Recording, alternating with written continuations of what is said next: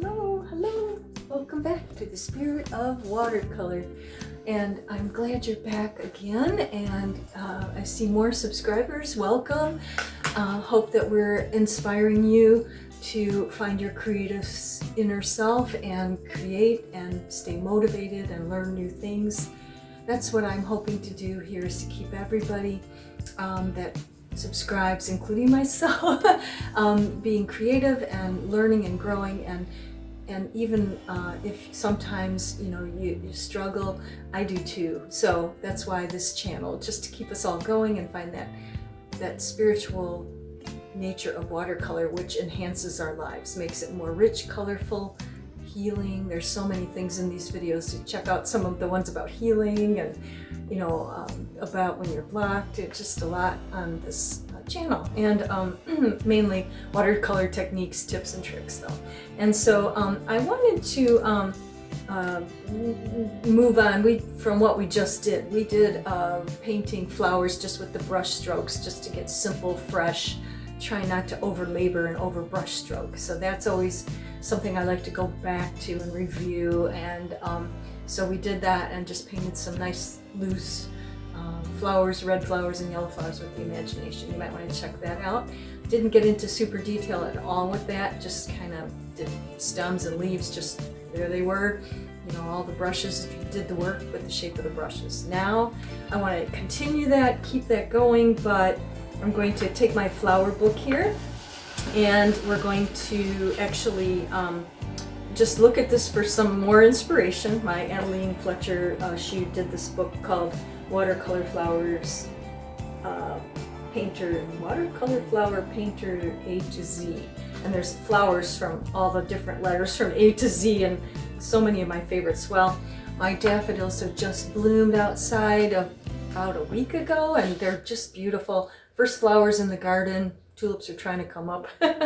And I thought, well, there you go. That's what we need to start to feel spring. So there's in here, there's I keep losing my page. Here it is, daffodils. And what I like to do is I like to look at photographs, and I took photographs which I'll use to draw from. We'll do some quick sketching just to lay out the shapes of the flowers and the stems and leaves. And then I like to look at the paintings that she's done, because it's nice to not only look at your photographs, but look at how someone may have painted it, just to give you a little more clue, right? A little more idea how they painted it, and or how the flowers look in a painting, how they look painted, I guess I'm trying to say. And then if you look here, she just did the watercolor wash, the first layer, it's just pure yellow. And of course I'm tempted to do white flowers, because that would be even easier. We just focus on the shapes and don't worry about all that color. But we could do yellow or white. And then she adds in more deeper, richer yellows into these. In the inner parts are darker, and you have some shadows and so on. So you can kind of see that, and then it kind of gets more detailed over here. And again, I don't copy from her book. I use this book to kind of inspire and just kind of give me tips. She also goes into a real close-up, which I always find a little hard to see for me, my vision maybe, but the details of the inside of the flower. What I do for that is I go to my my tablet, my computer tablet, and then I may have lost it now, but on here I had pictures of watercolor, or of daffodils. I'm sorry. I just asked Google, hey Google, show me some photographs of daffodils on the inside. These pictures should match. And then so you look at the photographs, you look at the inside of the flowers to get those details, and we can use masking fluid to kind of define some of that, keep some of that white till we go in with detail if we wish to.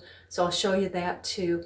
Then you just get enough information, detail in there, and then it has a more exacting look to the flower, even though we're going to keep it loose and fresh, and it's not going to be like detail, but it's going to be letting the watercolor do a lot of the work for us, which is what I always love about watercolors.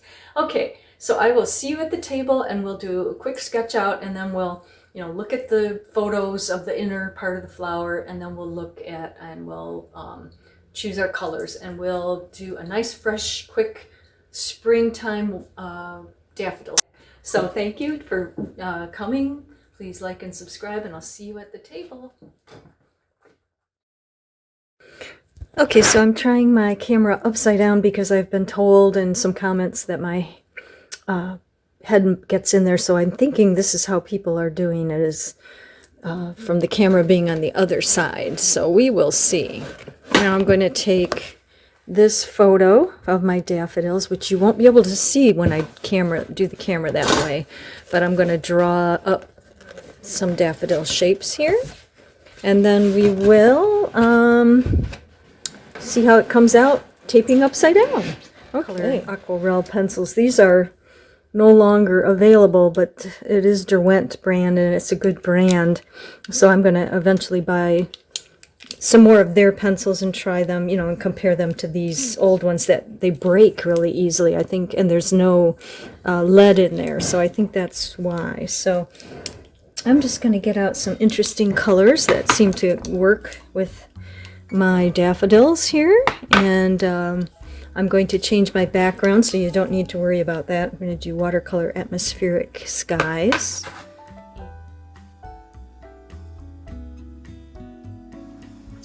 Here I tried to saturate the color. You can see my hands are redder. It's just to get a little more color, because the watercolor pencil is very light and hard to see here, and I apologize for that, but you know, it's so I won't have pencil lines later, so there's a reason. Okay.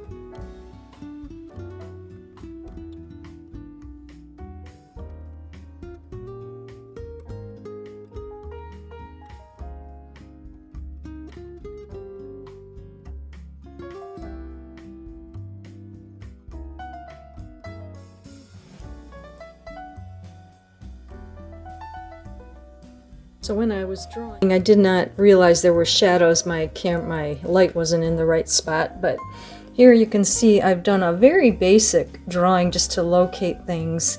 I am going to try to do more painting technique and less drawing. I've got a few leaves in there, and the rest I'm just going to go with as I go.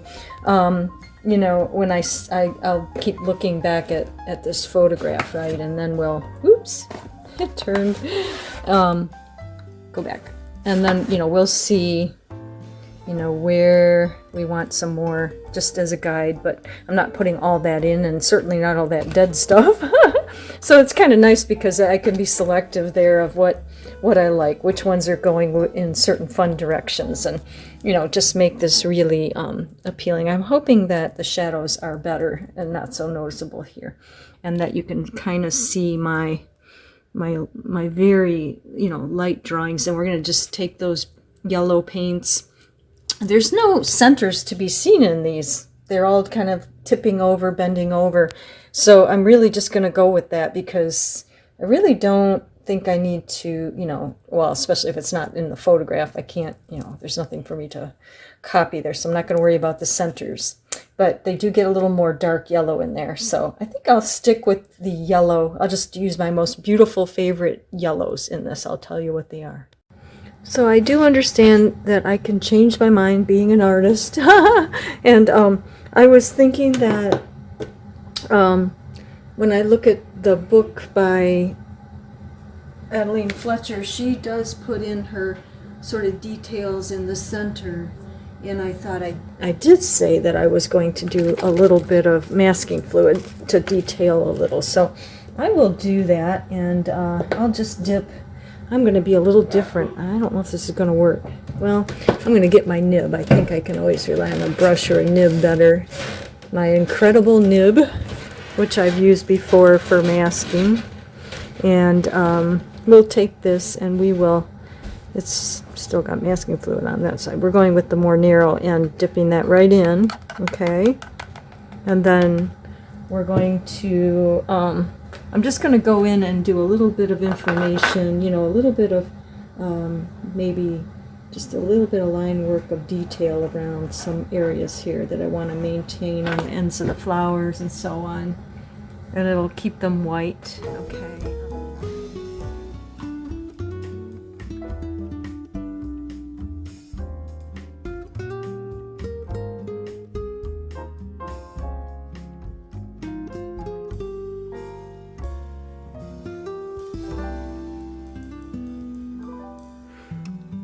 One of the reasons that I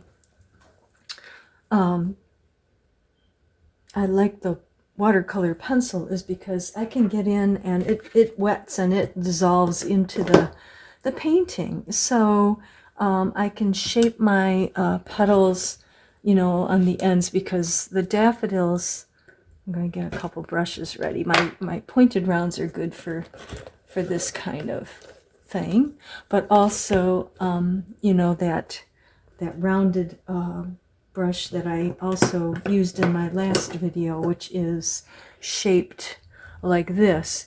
Now the petals on a daffodil have a little bit of ruffle, a little bit of roughly lined at the tips, and so we can still do that and you know, bring that out in some of these petals, because I just kind of made them triangular shaped, and yet I want to kind of shape those here, the little bit of ruffle here, okay, and then it kind of forms a shape. So I'm just going to wet that, because watercolor pencil, as you know, it will become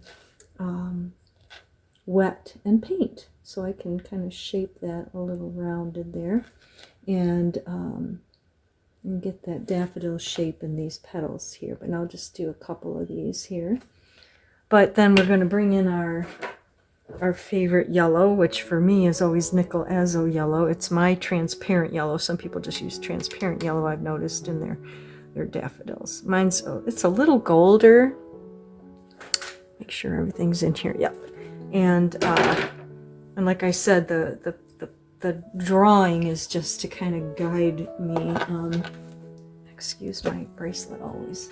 And we'll speed this up after we do a couple slowly, but I'm hoping my head's not in there. But as you can see, I'm kind of going to do that little bit of ruffle and shape here, okay? And then I'm going to try this. Again, hope my brush is wet enough. And just take that brush and just bring this out into the flower. Let it run in, okay? Because, you know, I want that to be fresh, right? If you want to add more color into that, you certainly may, okay? You see how pretty that's going to be? And then, you know, if we want more detail, depends how detailed you want them. If you want the little lines in there of the petals, you can do that. If you want this to be a little more squiggly, just go ahead. You know, a little, I don't know what the word is, but they kind of have a ruffle on the end of the daffodil leaves, okay? These colors always end up lighter when they dry, okay? But, you know, we're just gonna kind of begin to make those beautiful flowers. The center also, I can use that nice brush. I'll just bring it more into the nickel azo paint.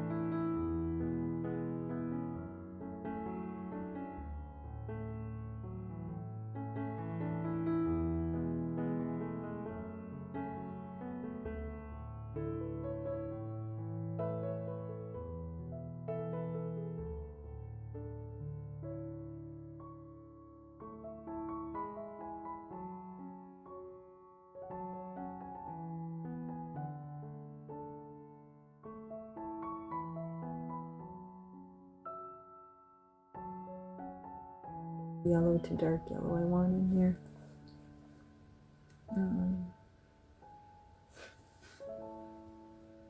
Yeah.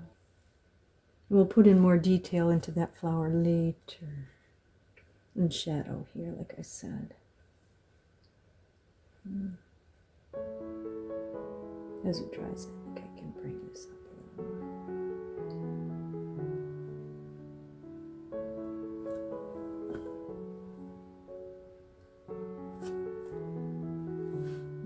This was actually straighter. It wasn't quite so wiggly as that. But it's pretty. So let's not worry about that. Okay. And then we'll keep going on these other flowers, and then we'll get these green stems going in there too. Okay, isn't that fun?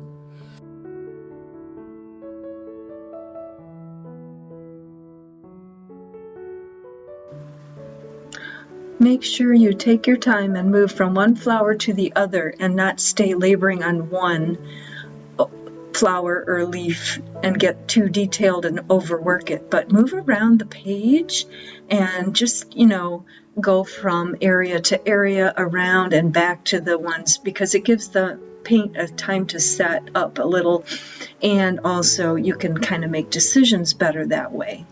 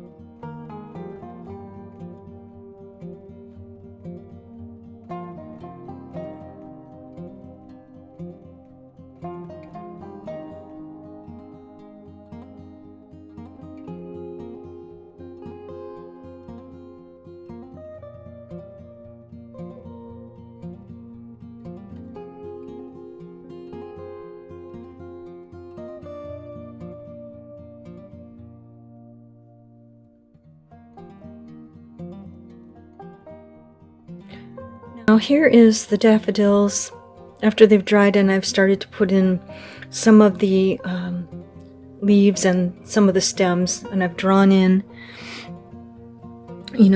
more of that. This is going to be, I think, a more simple floral. I'll bring in a little more detail into these flowers, but then I'll show you how I'm doing these. I really like how these stems are And then there's basically what I call bleeding in the color, you know, wet into wet. So you make a wet stem, and then, so I'll show you a couple of those. Then we will decide, you know, on a background, and it'll pretty much be finished. We'll go with a semi-minimalist look, you know. Sometimes we'll leave the background white, which is something I may do, but it definitely needs more to the composition and, of course, the stems.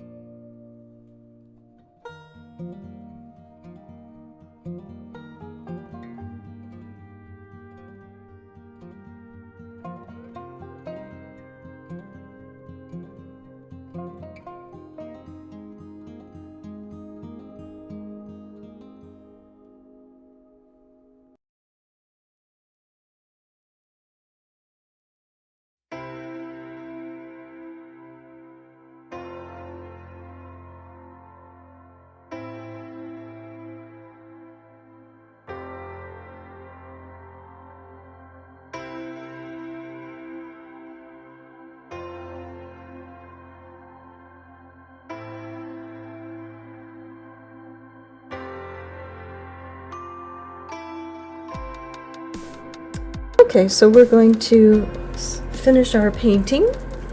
It's getting there now. We've got some of these grasses here, and I think we're off to a really good start, and yet this is getting to be a long video, so I didn't want to go too fast, but keeping it as simple as possible. So go to part 2 of painting transparent and beautiful daffodils with me. I'll see you there.